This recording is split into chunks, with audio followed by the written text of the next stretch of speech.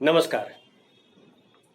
Film making को लेकर के हम पिछले 3-4 दिनों से जो बात कर रहे हैं उसका बड़ा ही अच्छा प्रतिसाद आ रहा है और हम देख पा रहे हैं कि लोगों में कितना उत्साह है, लोग किस तरह से स्वप्न देख रहे हैं, फिल्मों को लेकर के कितना उनके अंदर मन में लगाव है, फिल्मों में काम करना चाहते हैं, वो राइटर के तौर पे काम करना चाहते हैं, एक्टर के तौर पे काम करना चाहते हैं।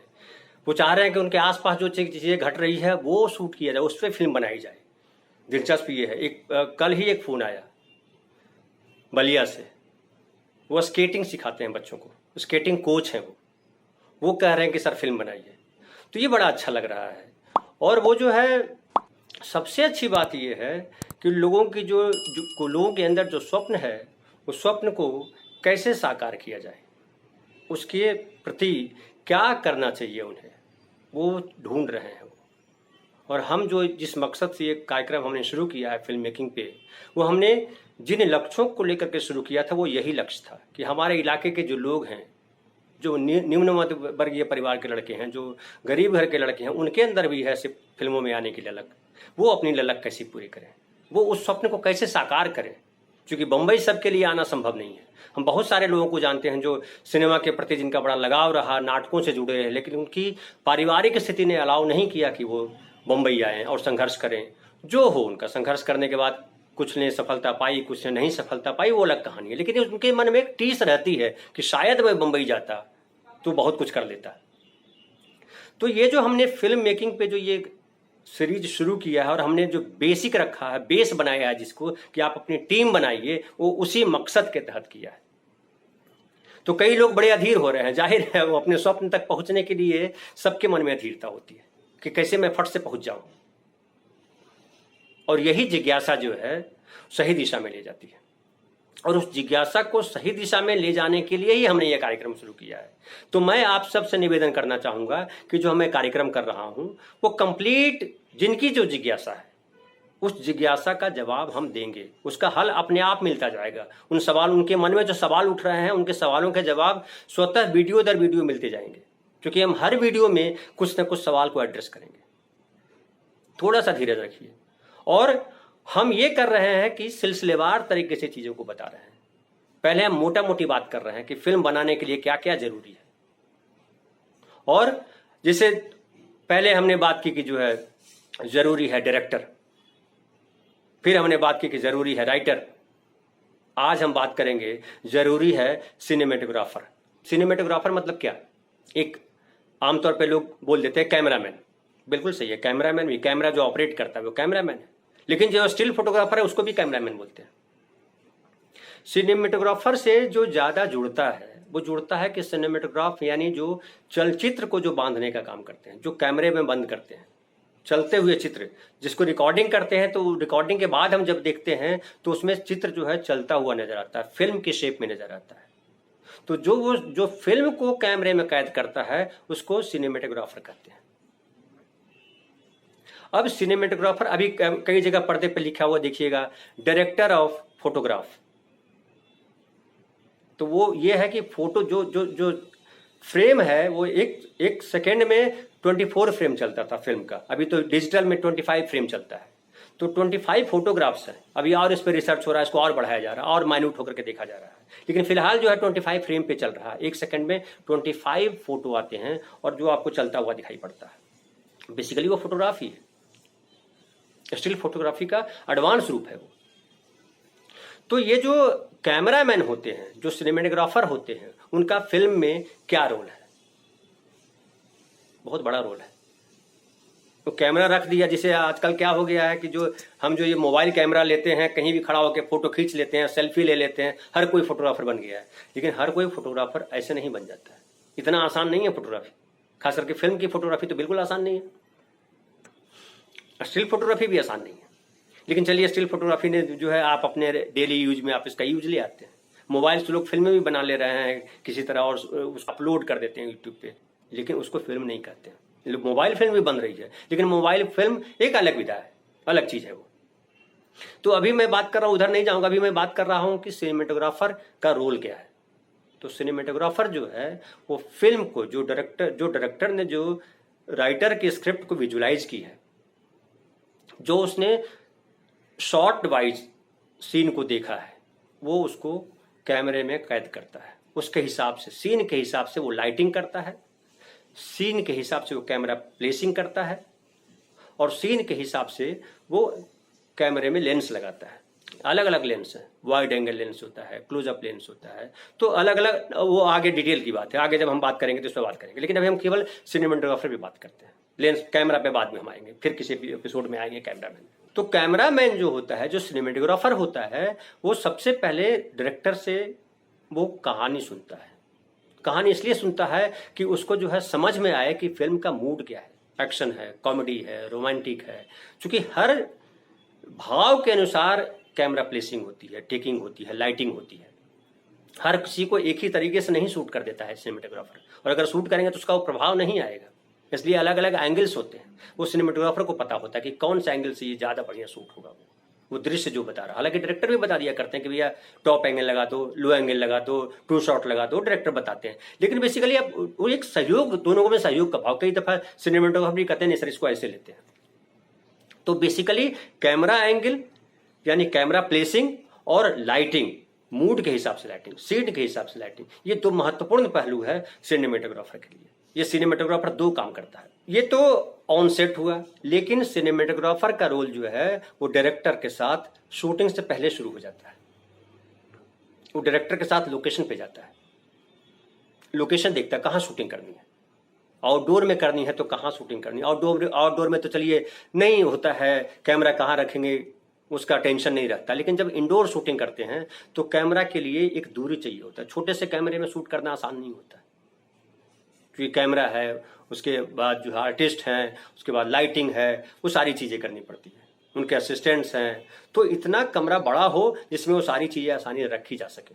तो डायरेक्टर के साथ कैमरामैन इसलिए जाता है ताकि वो एक्यूरेट लोकेशन, एप्रोप्रिएट लोकेशन देख सके और वो बता सके कि हाँ यहाँ हम कंफर्टेबली शूट कर सकते हैं। और बात महत्वपूर्ण है वो ये कि कैमरामैन जो है सिर्फ कैमरा ऑपरेटर नहीं होता है। उसका काम कैमरा चलाना नहीं है कि जो घट रहा है उसको शूट कर लिया। वो बड़ा क्रिएटिव जॉब है।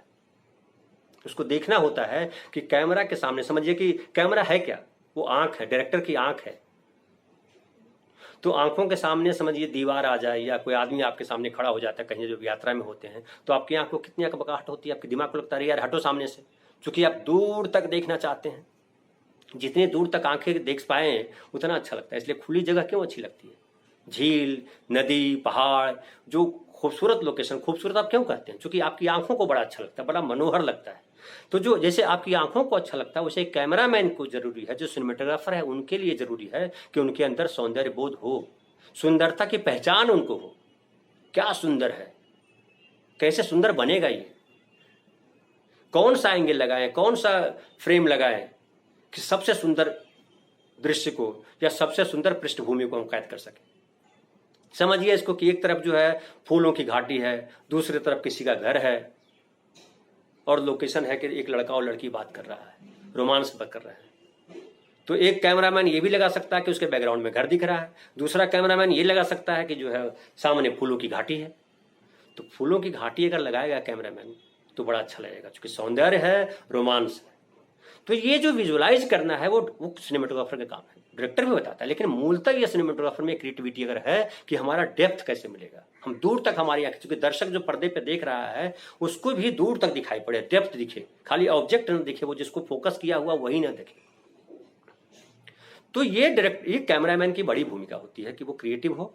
अच्छा, अब उसके बाद आइए कि कैमरामैन कौन हो सकता है।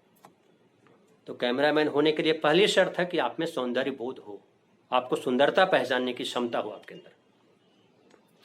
पहले दूसरा जो एक तत्व होता था कि पहले जो कैमरामैन होते थे थोड़े तंदुरुस्त होते थे, जो चूंकि कैमरा भारी हुआ करता था, कैमरे को उठाना आसान काम नहीं होता था। अब तो डिजिटल कैमरा आ गया तो हल्का हो गया है। तो आप पहलवान की जगह जो है अभी दिमागदार आदमी की जरूरत है, कि जो अच्छे से समझता हो, जो क्रिएटिव माइंड रखता हो, वो कैमरामैन होगा।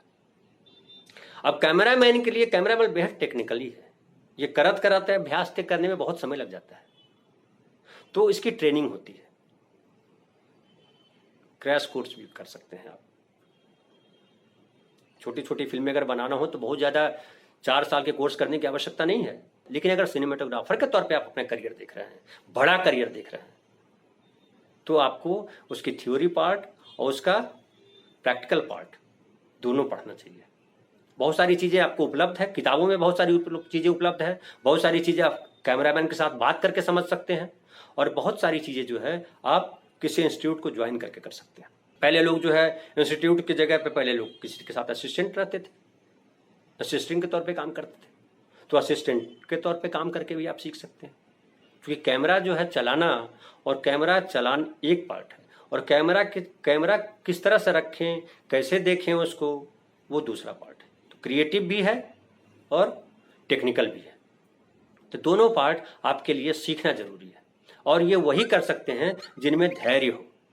कैमरामैन को धैर्यवान होना बहुत जरूरी है, क्योंकि टाइम लगता है, लाइटिंग में टाइम लगता है। आपके साथ जो है कई सारे लाइट्समैन होते हैं, आपके साथ कई सारे लोग होते हैं, आप लीडर नहीं हैं, आप लीडर के बाद हैं जो डायरेक्टर है। तो डायरेक्टर कई दफ़ा ऐसा डायरेक्टर मिल जाता है जो उसको चीज़ें समझ में नहीं आती है, और वो चूंकि बॉस है तो उसकी बात सुनना है, तो उससे आप परेशान ना हो।